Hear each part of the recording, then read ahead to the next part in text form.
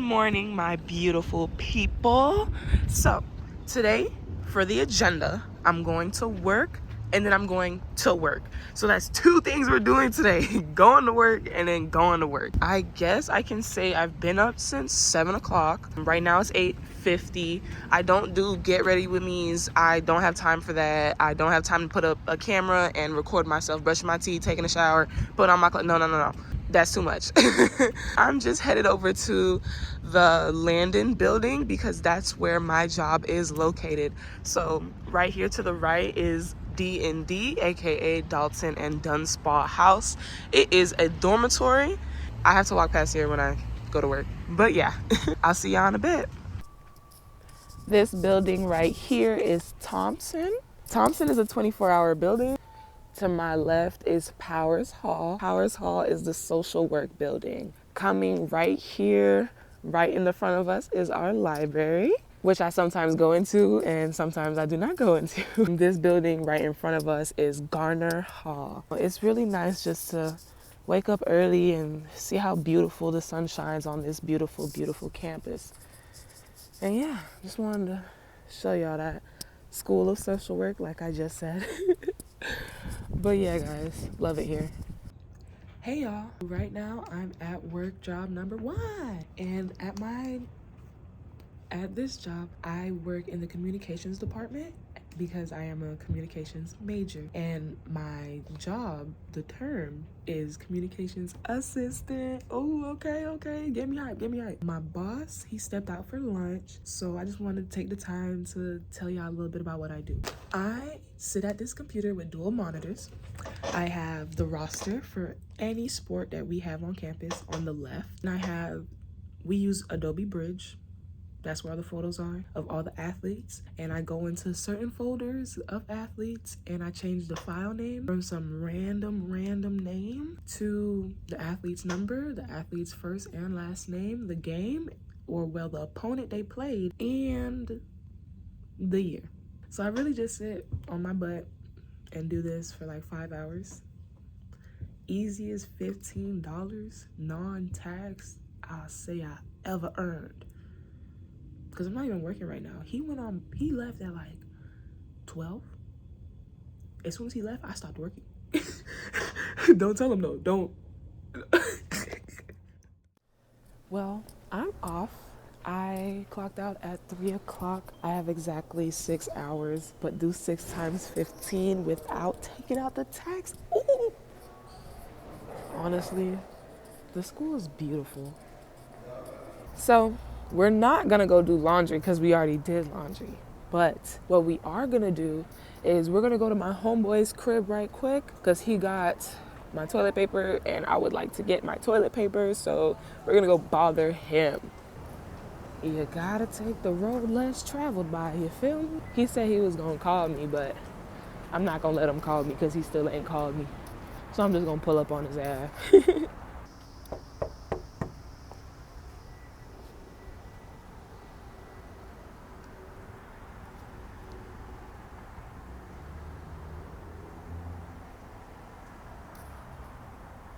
No way.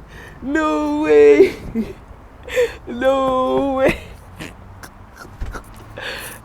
way. I just knocked on the wrong door. This is Josh. Howdy. Say hi to the vlog. What's good, y'all? Not much. My boy right here. Hey y'all. This is my homeboy Josh. What's good?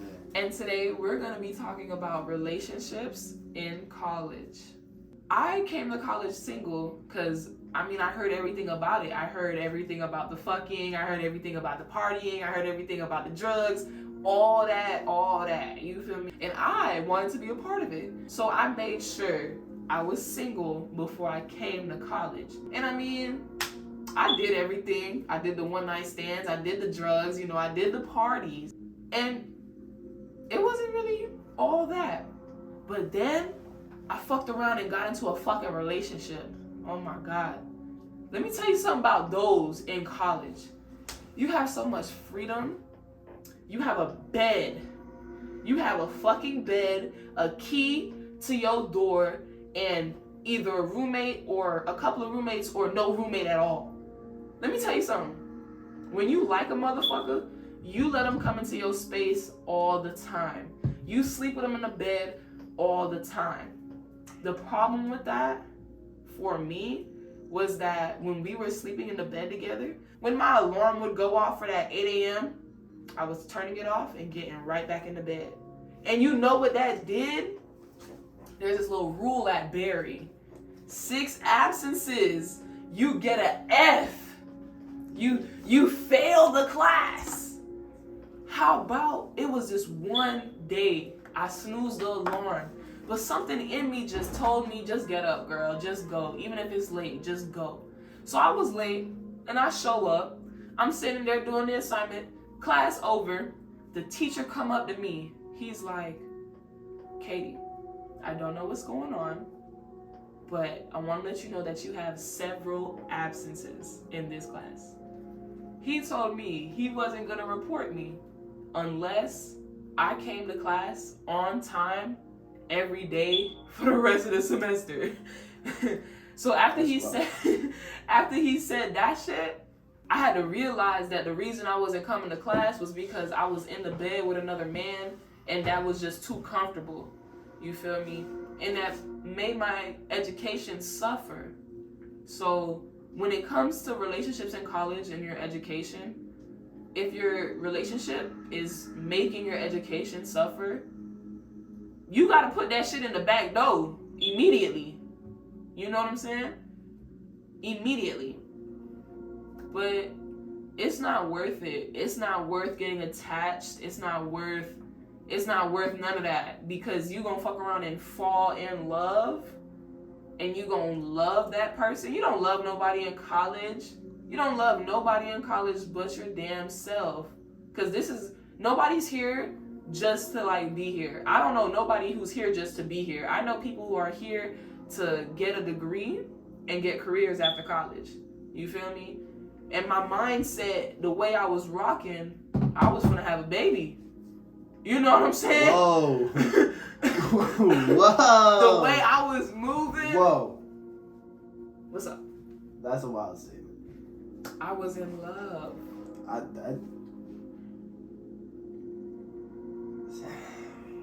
That's wild. I'm not gonna lie. But yeah, don't do it, because that person's probably not even gonna stay here. And if they don't stay here and you met them here, what do you do after that? I ended that relationship, by the way. It's no longer a thing. Do what you gotta do. I had to do what I had. What a babe. I had to do what I had to do. I'm stressing. But I had to do what I had to do. 100%. Got to. I mean, I was in a relationship like the first semester.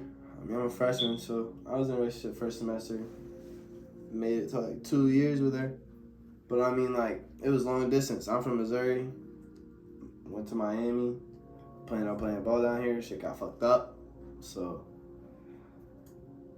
I had to get on my grind. And for real, like, long distance is it takes up a lot of mental space, if that makes sense. So if you're not like really transparent with your significant other, like, it's not gonna work. Like, if there's no full trust there, like, you don't need to be going through social medias and shit. Like, none of that. I shouldn't even have that thought in my mind. Like, it should be straight trust. And, like, when it feels like it's not, you try to talk it out. If that doesn't work, you feel me? You've done all you can do. And you just gotta move on from that point. And that's what I had to do. You feel me? So, cut it off, and, like, yeah, it's hard. It's not easy to cut shit like that off. Because, I mean, if you truly love somebody and you have to cut it off to better yourself, you feel selfish. But sometimes you gotta be selfish. Why do you feel selfish? I mean, it really just depends how you feel. So, I mean, I feel like I got a pretty big heart. So, I could tell, like, I knew it was hurting me having to do some shit about it. But I could also tell it was hurting the other person. So, and, like, for me, that's hard, because, like, I really did, love the girl. I don't want I don't want to like upset her. I still love her. You feel me? But it's like, you can't be with them, then don't force it. You force it, that's when it's just not gonna work. If it's not smooth that forcing shit right it don't there. flow, like shit don't work. It don't work. And did your relationship at any point mess up with your education?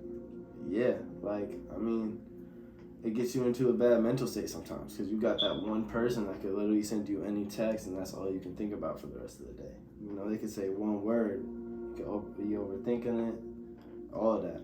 Like, they just might be trying to get in your head or some shit. And it's not even supposed to be like, I don't know, hatred shit. It's just how people are nowadays.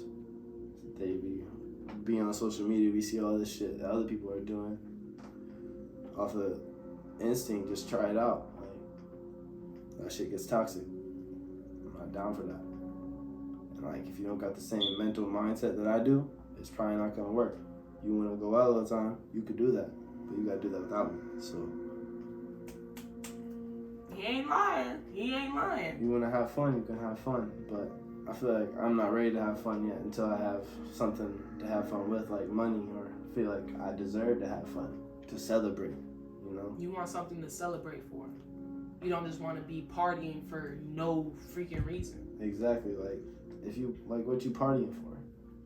You don't got $1 million. You know? You gotta be working. You know what I'm saying? You don't even got a house. You got class in the morning. It's cool to do that every once in a while, but if you're doing it every weekend, like, you losing time that you could be spending on something else that matters more to you. time is the most expensive thing in the world, you know? Talk to him. It's the most expensive thing in the world because you can't ever get it back. So, it's like, people just don't value it no more at all. They don't value your time. And that's disrespectful. That's disrespectful. I feel like as a generation, we're promoting that. So I feel like if I, you know, I mean, like, yeah, I go out, I have fun, but I also do my work. I get stuff done. Like, if you getting stuff done, you know, you have nothing else to do to, you know, put you forward in your progress to become successful. Goals. You feel me? Then, like, you gotta think to yourself, like, I mean, you gotta, like, set goals out, you feel me? I don't even, like, you just gotta, like, go for it. What you waiting for? You waiting, having fun, waiting for the right time, but there's always shit you can do to make yourself better and make yourself more successful. And let's talk about how the nightlife and the party life is a low vibrational space. Like, when you're around drugs, alcohol, strippers, you know, there's men, big men, they're tattoos, smoking cigars. You know, you're not in no friendly space. You're not in a space to mentally, physically, or spiritually be free at all. You're just stuck in limbo because those people who do go to parties every single night, they're not usually positive people. Right. At all. You know what I'm saying? And they make the nightlife look so intoxicating, so enchanting. They make it so like you yourself want to be right there. But when you're there,